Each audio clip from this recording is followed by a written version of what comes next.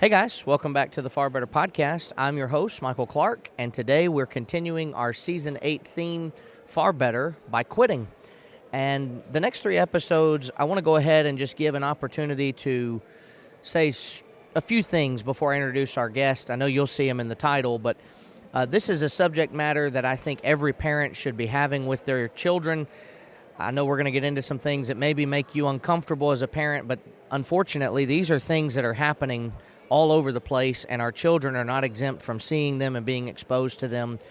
But if you have an issue with that, or you think that it's not the right time, maybe listen to this episode by yourself first and give us a chance, and then go back and listen to it with your young children, your teenagers especially.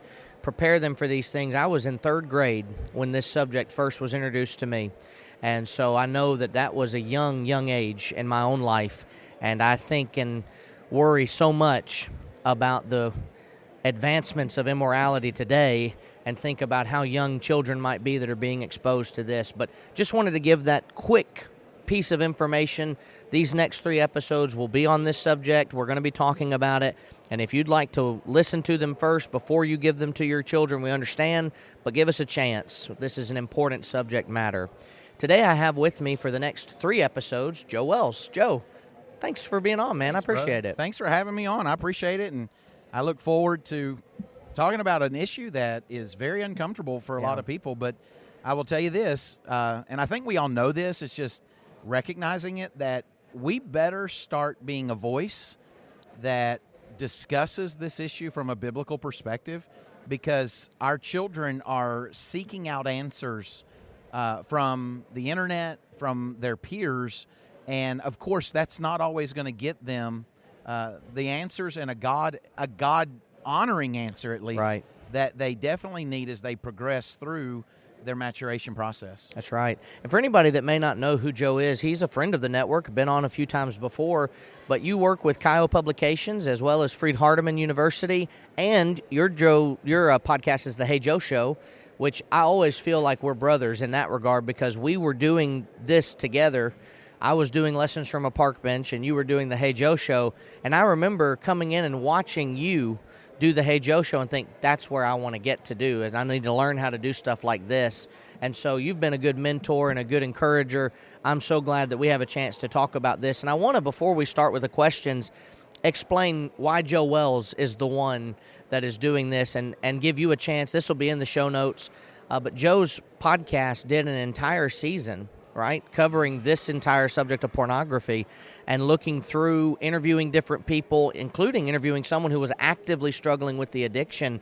And to think about that as a very helpful resource is going to be encouraging to know that someone took the time to talk about it. Uncomfortable subjects are only uncomfortable because we don't discuss them enough. And I think that's something that needs to be said at the outset here. And so, Joe, how many episodes were done on that in your season? Yeah, I appreciate it. Appreciate, the plug on the Hey Joe Show. Ultimately, to answer that question, I believe there were around 18 episodes that dealt with addiction. And of course, I don't know, how many episodes are normally in a season, but typically there are not that many, right? But the reason we did that, the Hey Joe Show has always been about youth, family, and culture. If you had to narrow down our purpose and our emphasis, I've always existed with the reality that we do a great job talking with our kids about biblical facts, right? And early on in my ministry, it became very apparent that we had children who could do very well on Bible Bowl quizzes, but they struggled on Friday nights. Yeah. They struggled on Saturday nights. They struggled at schools. And we can either talk about that and go, oh, they shouldn't do that, and they should know better. And there's always answers as to why, right?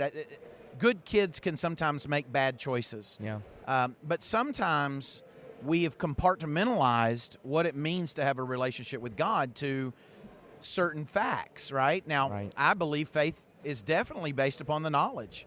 That's where our faith increases, and I believe the Bible is very clear on that, right?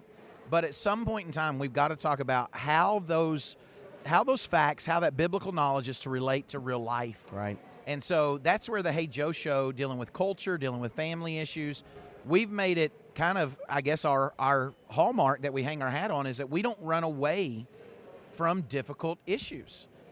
Yes, this issue is sensitive. Yes, this issue makes a lot of people uncomfortable. And yes, there are many of us adults, perhaps, whose parents never even talked about this subject. Right. And what we learned was from our peers or from TV or from, something else, right? Yeah. And I think if all of us would slow down and push pause, we would recognize and ask ourselves, was that really the best? Mm-hmm. Or would we perhaps have made better choices if this wasn't such a taboo subject, right? Sure. Now, you amplify that today with the reality that the exposure of sexual content is so much easier to find. And some would argue even so much broader because, you don't have to go into a convenience store and buy a magazine under the table anymore with a brown bag covering of it.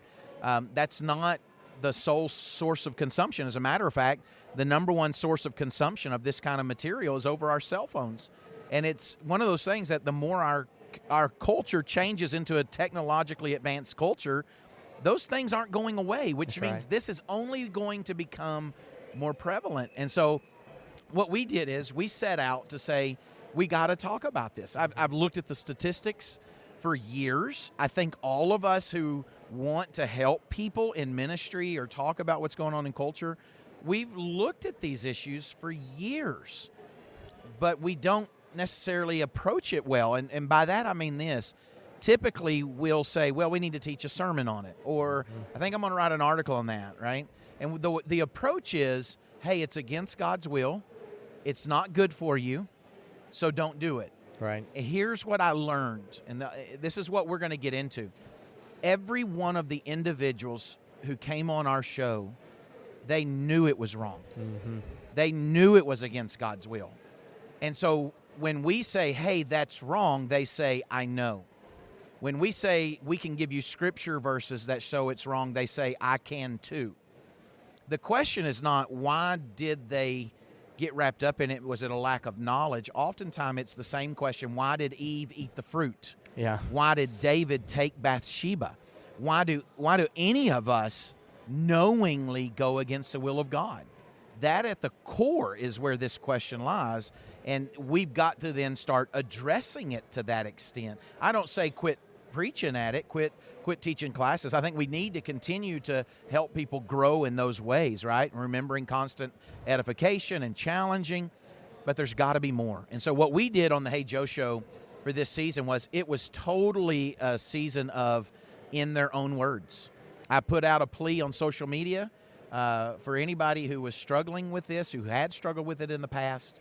If they were willing to come on the show, tell their story, I didn't need their name. I didn't need their name. It wasn't about their name. Mm-hmm. It was about their story, and can their story help other people who are struggling to overcome that?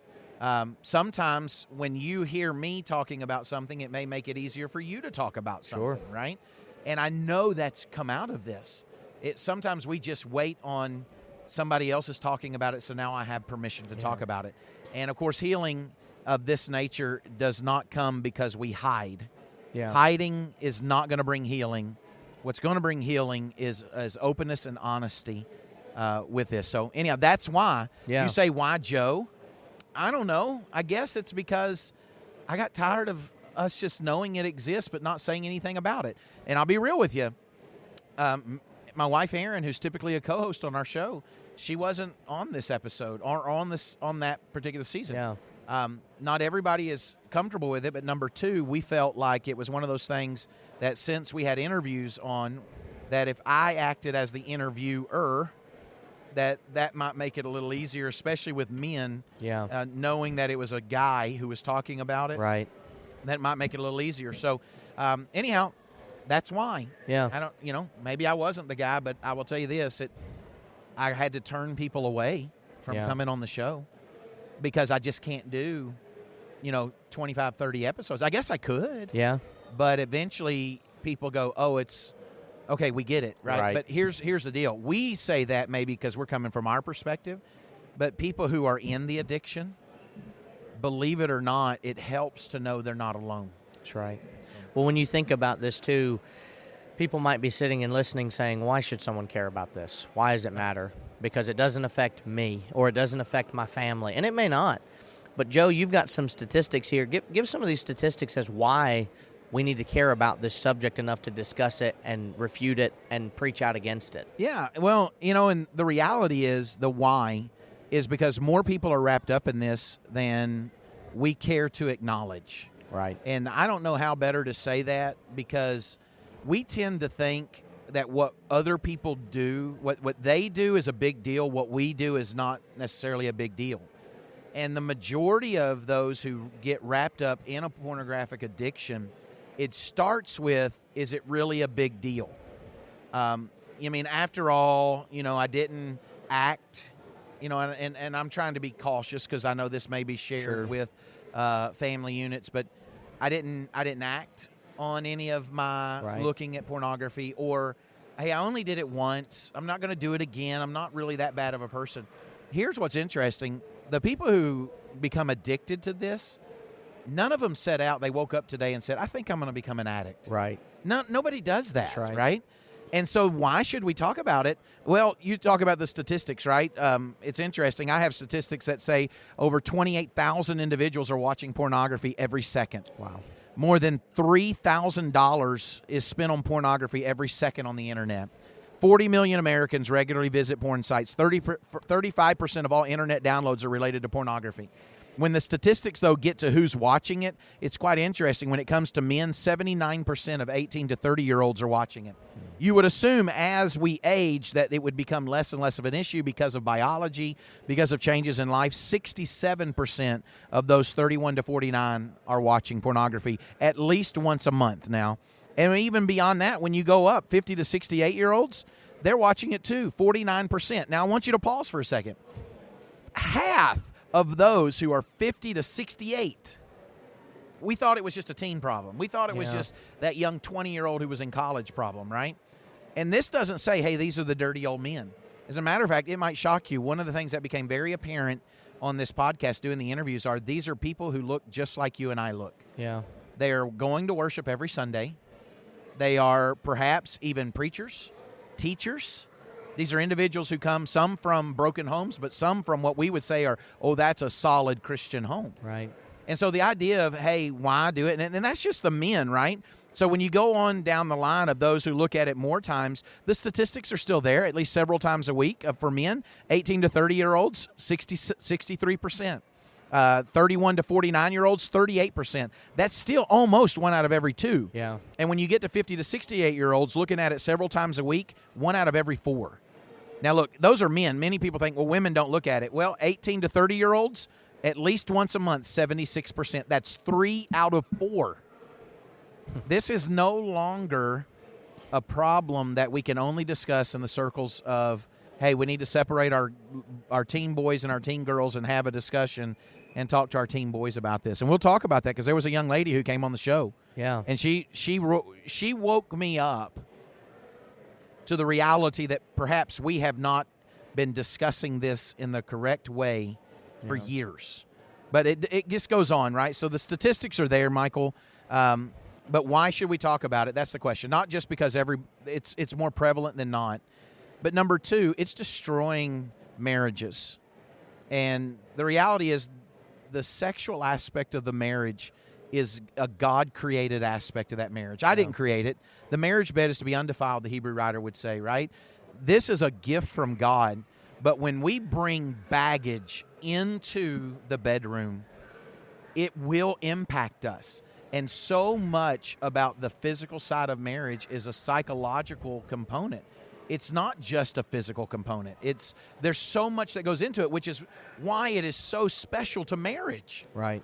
But when individuals are bringing the baggage of looking at other people naked who are not their spouses, doing things that are only supposed to be reserved for your spouse, those images get implanted and imprinted in the mind. Mm-hmm. So that's just the married component, right? Right. And then all of a sudden it becomes this idea of perhaps the husband or the wife have unhealthy expectations of what their spouse is supposed to look like, what they're supposed to do in the bedroom. And the reality is they've set their spouse up for failure. Yeah. One of the individuals who came on the episode or on the season said that he was not at a point to confess his sin to his wife. They were the husband and wife who came on together. And he said he wasn't at the point to confess his sin to his wife until he went to a conference, much like PTP. But one of the speakers approached this subject from the standpoint of, you're not just looking at this, you are stealing, you're robbing something from your spouse that was only supposed to be for her. Yeah. And at that point in time, it clicked in his brain. This wasn't about, am I hurting anybody? Is it just within my own head? It was, I am a thief. Yeah. I'm stealing. Not just what am I doing, because a lot of the individuals in that industry are there for multiple reasons that are unhealthy. They're being medicated by drugs. They're seeking medical attention after what you see on the screen because it's damaging to them. Most of them come from abuse. Most of them come from brokenness. Some of them are coming from the trafficking community that exists in our culture that we hear so much about. Not just what am I supporting when I look at it, but what am I doing to my own spouse? Yeah. Now, when you go outside of that to say teenagers, or even, unfortunately, most of these young people who get exposed are exposed before their teen years. Most of them before the age of 10. And the idea is this: their prefrontal cortex of their brain is not fully developed. It's moldable and fashionable. It's what allows them to develop as they age inhibitory functions and inhibitions, and oftentimes some of their value system is going to be placed there. Well, when they scar that, say, let's look at it as unset cement, and like you put handprints in cement before it hardens. Well, once it hardens, those handprints are still there. And in order to get them up, you have to bust up the concrete. Yeah. Well, here's the reality. Statistics are showing that as kids are exposed to this younger and younger in age, those handprints of pornography, right, the imprint of pornography in their life is continuing to impact them in dating relationships. It's causing changes in moods. It's causing changes in being able to cope with addiction because their brains have been trained to the release of the chemical rewards that in an unhealthy way, right? And so you're talking about not just what's going to happen in marriage, you're talking about setting young men and young women up for failure before they ever get into marriage. Yeah. And that's the significance of this. And those who are addicts and come on the show, they'll tell you they still, even though some of them have said, hey, I feel like I'm at a good point with this, they'll tell you, I still feel like I struggle from time to time. So I believe, number one, it's not just a situation of there's numerous people, the impact to marriages, but ultimately then it's this. There's a sin that's going to take people to hell that is being unspoken about because we don't know how to. And so those are some of the reasons I firmly believe we've got to start addressing this, not normalizing it, but we've got to make it okay for a man who needs to repent to come forward on a Sunday morning or to call up a group of elders and say, I need to come confess to you. I've been addicted to pornography and I need help. That's right. And I will offer this. That's scary for some. For preachers, it's terrifying. Yeah. Because we're not equipped and ready to handle what if the preacher's struggling. That's right. Well, when we think about this, and I know we can't get into all of the tips and tricks that you've talked about on an 18-episode season arc, but what are some tips if you were to offer to help someone make the decision to stop struggling internally and seek help? Number one, I would offer this to you. You've got to first have some element of self-introspection. Before you recognize before you're going to talk to somebody, you must recognize there's a problem. And that's why on our show, part of the plea was, are you ready to come on the show and tell your story? Not everybody who's wrapped up in this addiction is ready to come to a point of telling their story and seeking help, right? So I would offer to you, especially to the Christian, you're in a quandary. You know what the scriptures teach. You know that it's wrong intellectually. So when you start looking at the ensnarement language of the Hebrew writer to sin, until you see this as an ensnarement, not just, hey, it's not that big a deal, right? Then that you're not going to get help. So number one, introspection. Take some time to say, where am I really with God? Number two, I would offer this to you. You and I both know, those of you who might be addicted, those of you who know people who are addicted, that it's not the answer. pornography oftentimes is a surface level issue to mask or to cope with something under the surface. And until you look at it for what it is, it's not your answer. It's not the medication you need. You in the time you've conditioned your brain to release certain reward chemicals so that you can escape whatever you're going through. But that's the impact of the addiction cycle. Yeah. You're going to return to the low. You're going to return to the pain. It's not going to go away, right? That's number two. That's right. So introspection and a reality of what it is. Not only is it separating you from God, it's not your answer. But I would offer this to you. In real ways, you will never handle this without connections with people. And one of the counselors who came on and did an episode, she said she's a licensed marriage and family therapist. And I believe our professional counselor that came on at the end, the professional sexual addiction counselor and who deals with trauma, he said the same thing, that the enemy to pornography, the enemy to secrecy is intimacy. And what that means is not the physical intimacy. It's connecting with people in a real way.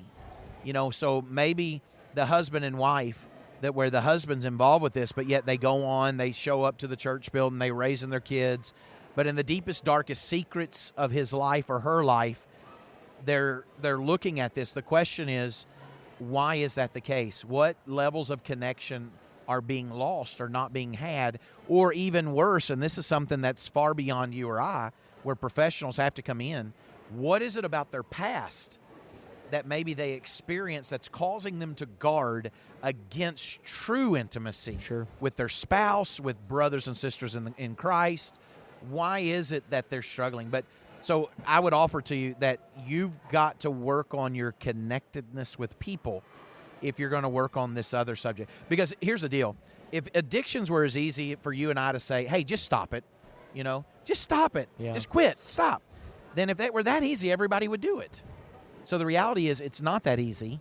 There really is looking inwardly, looking at the reality of this is not your fix, and considering why is it that either one, I'm struggling connecting with people, or how can I connect with people? And I'll never do that as long as I remain quiet. Yeah. So you really do have to talk. You've got to find somebody you can talk to, and then it goes from there. But those are the 3 steps that I would offer in the beginning stages. That's why many men are suffering in silence. Many women are suffering in silence. And unfortunately, Satan loves the idea that I can handle this on my own. Yeah. Every man who's listening to this and every woman who's listening to this, you may be at services every Sunday singing the right songs, doing the right things, and looking the part. But I need you to hear me say this. As long as you believe this subject, this issue, can be handled on your own, Satan is pleased. Mm-hmm. Because even one of the therapists came on and said the percentage of individuals who can deal with this on their own is so minute that it's almost not even worth considering. Very few. And, of course, I know even just saying that. Here's what I know, Michael. Just saying that, there's going to be one of your listeners who says, well, I'm one of the few. Yeah. Because we tend to think the best of us instead of looking at it and going, I stand a better chance of getting over this if I talk to somebody. So I don't know if that's what you were looking for. That's exactly what I'm looking for. But those are some things I learned. And if you're able to share some of the helps of the counselors you talk to in our show notes, if there's contact emails, whatever, websites, whatever can be shared, we'll put that in the show notes, because someone may be listening to this and suffering in silence and think, well, I can't go public with it. Right. I don't want to be public with it. I need to handle this privately because I'm so embarrassed. Well, there's a way that could help. There's a way that it can be there. And obviously, if you're married and you're doing this, it can't stay private forever. You're going to have to eventually, the phrase "the bill comes due" kind of comes to mind here. It will come to a head at some point, and it'd be better to go ahead and get ahead of it than to continue to suffer in silence. So, and to pretend like our spouse doesn't know, right, is disingenuous. And I'm not saying knows factually, but that husband and wife who came on the show, the wife said, "I knew something was wrong. I just didn't know what." Yeah. Because they weren't connecting. He was always mad. He was always kind of off to himself, doing his own thing. He was disinterested. Believe it or not, you would think people use the argument, well, I watch pornography so that I would be more prepared and interested to come into the bedroom. Yet what we find is it has almost the opposite. That's why, and I'm going to be guarded here, But that's why there are actually physical conditions that exist later in life where a man cannot physically perform or a woman struggles to physically perform because they filled their head so full of this garbage that it has a physiological effect on them, not just a psychological effect. Yeah. It was weird because when the wife said that her husband, when he finally told her, I said, I made the comment, that must have broken you. It must have been so hard. And she said, Joe, it was hard. But she said, I felt so much relief. I want your listeners to hear that. Yeah. She said, I felt so much relief. I said, why? She said, because I finally knew what we were dealing with. Yep. Notice the language. Yep. She said it was no longer his problem alone. It was our problem. Now, I received an email or a text message from somebody whose spouse did not respond that way. And he was like, I wish I had that response. Yeah. But not everybody can handle it in that way. But the reality is, when you choose not to tell your spouse, you're making the decision for him or her. Yeah. You're manipulating them is what you're doing. And all of that is because you've manipulated the situation all along. Look, I'm not a beat around the bush kind of guy. We're going straight at it, and that doesn't always work with some people. Some Sure. of you may look at that and go, man, he's just too blunt. Well, here's the deal. We've been too nonchalant about this issue for so long. Those who are involved with the addictions, oftentimes you are also the manipulators in the relationships. That's right. And you've got to understand you're cheating and hurting your spouse. That's You right. say you love them, then love them enough to tell them. When we think about this, obviously the sin of pornography did not exist in the way that it does today back in Bible times in the same fashion. No one went on the internet and searched these images or videos or whatever. No one went to the local gas station or the local store and bought something under the counter like you talked about earlier. And so I think sometimes because we don't read of those things existing in that fashion, we've just convinced ourselves that therefore it was never a problem. I think that's hogwash. In preaching school, we were told that's porcus baptizo. Oh, nice. And so who are some Bible characters that struggled with the subject matter of sexual immorality and that you could see very easily in a setting like today with what happened in the moment that they did that struggle, that you could see them today saying that this might be something they would be tempted with as well, to give us some encouragement to realize this is something that God showed that was very likely and it's still applicable today, and these are the examples I need to read on how not to do it and maybe on what I should do in those situations. Yeah, so the two that come to my mind, I think would probably come to most people's mind, are Joseph and David. Yeah. Right? Two stark contrast to how to deal with sexual temptation, right? So the account of David, I already mentioned with Bathsheba, he went up on the roof. Some would argue that he knew exactly where to look because the bathhouses would have been where the bathhouses had always been. I don't know. Let's give him the benefit of the doubt, Sure. okay? Number one, why wasn't he out at battle? Right. We could talk about that. Yeah. But number two, let's give him the benefit of the doubt. Let's say he saw something inadvertently. Yeah. Right? And so he had a choice to make. He had a choice to, and I mentioned this yesterday in one of the talks in front of the teens, you have a choice to leave or linger. That's your choice, right?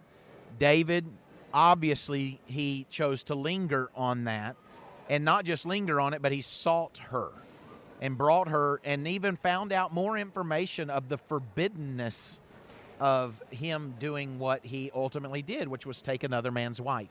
Now, in his account, it's a perfect occasion, and people can relate to this. Sin begets sin.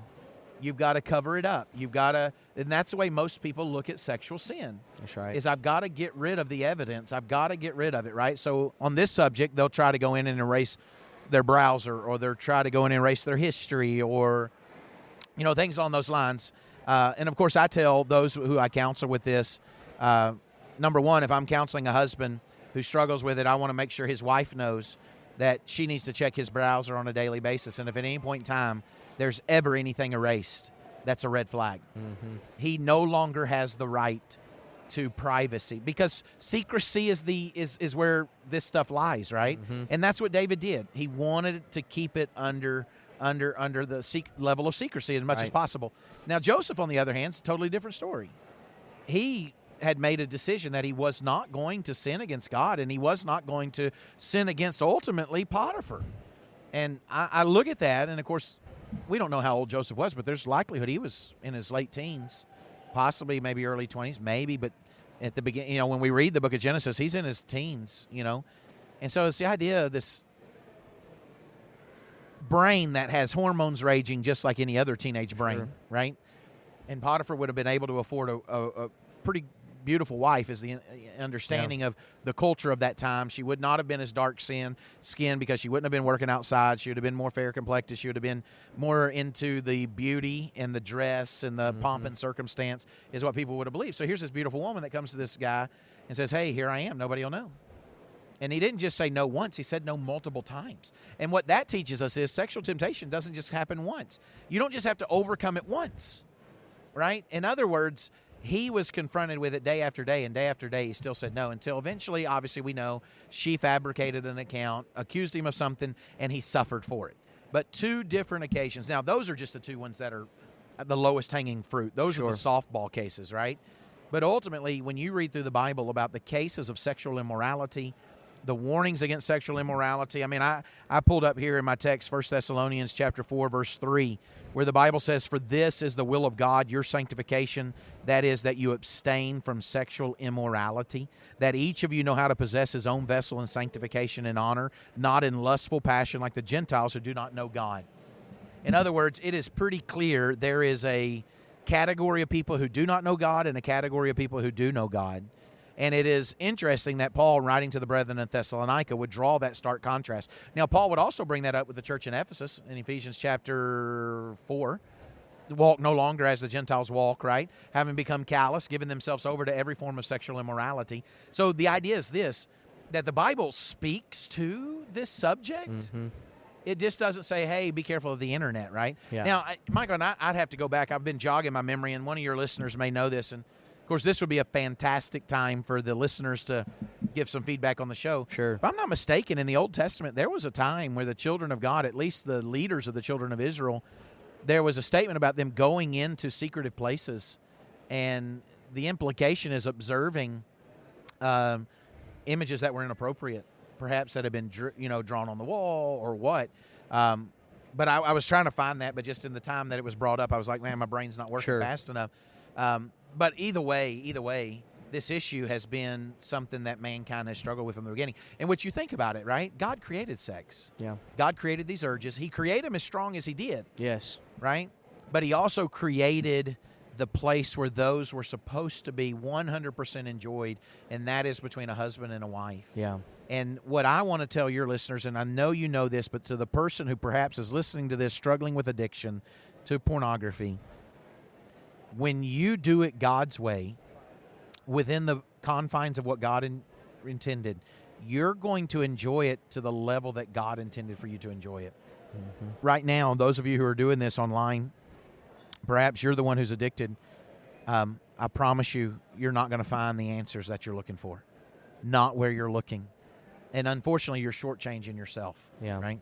Well, and I think about this too, and we don't talk about this, and y'all don't stone me when I say it, but it's the truth. If we don't have a high priest who cannot sympathize with our weaknesses but was tempted in all points as we are tempted, then that means that Jesus faced the temptation of this as well, as far as being inappropriate, lust of the flesh, yes. He would have had to struggle with the human nature. Exactly. Right? And having brought that under control. Exactly. Of course, the Bible never says, hey, Jesus looked at a woman and went, wowzer. Right. But the idea behind that is, to your point, he's got to know and understand you completely. And so within that, there is the then connection made of he would have had to understand the draw of the flesh and would have had to bring that under control. Well, and I think about it too, because we don't usually think of it this way, and maybe people don't understand this, and maybe I'm going a bridge too far, and you can tell me, but as far as I've always read and understand Hebrews 4:15 is that Jesus faced every form of temptation that exists, because he had to be tempted in all points as we are tempted. And what we sometimes say is, what will tempt you won't tempt me. I'll be tempted to gamble maybe necessarily, or you'll be tempted with alcohol or cursing, but I'm not going to be tempted to drink or to curse or whatever. If Jesus is facing temptation in all points, it was like an all-out assault, and Jesus said no every time. He never struggled to the point of saying, oh, I just lusted after that woman that walked by, and I shouldn't have done that. Jesus was able to, like Joseph, say, I'm not doing that. Or like Job, I've made a covenant with my Lord. Why would I look upon a maid? Why would I do that? That's so, pointless and futile. And Jesus says no every time. And that's got to encourage us that we have a high priest that can say on the day of judgment, I know the struggle. I lived through that, and I was able to say no. And I gave you examples on how not to do this. I gave you examples through the printed word and the written word of the examples of Joseph and David. Here's what to do, what not to do. And you could have said no. You could have chosen to do the right thing. I'm encouraged the more I look and read that Jesus said no, that Jesus was not one that struggled, because he says in Matthew 5, whoever looks upon a woman to lust after her has already committed the act of adultery in his mind, meaning that if a woman walks by, like in Joseph's case, and says, hey, let's go, that if I'm already thinking about it day by day, it is a lot harder to say no to that. If I say no day by day and I'm not even contemplating it, it's easy for Joseph to then go, no way, not happening. Yeah, that's the leave or linger concept, yes. Right? Lingering doesn't mean always that I said yes every time. It also could be consuming our thoughts. And that's one of the things that the professional sex addiction counselor or therapist that came on the show said.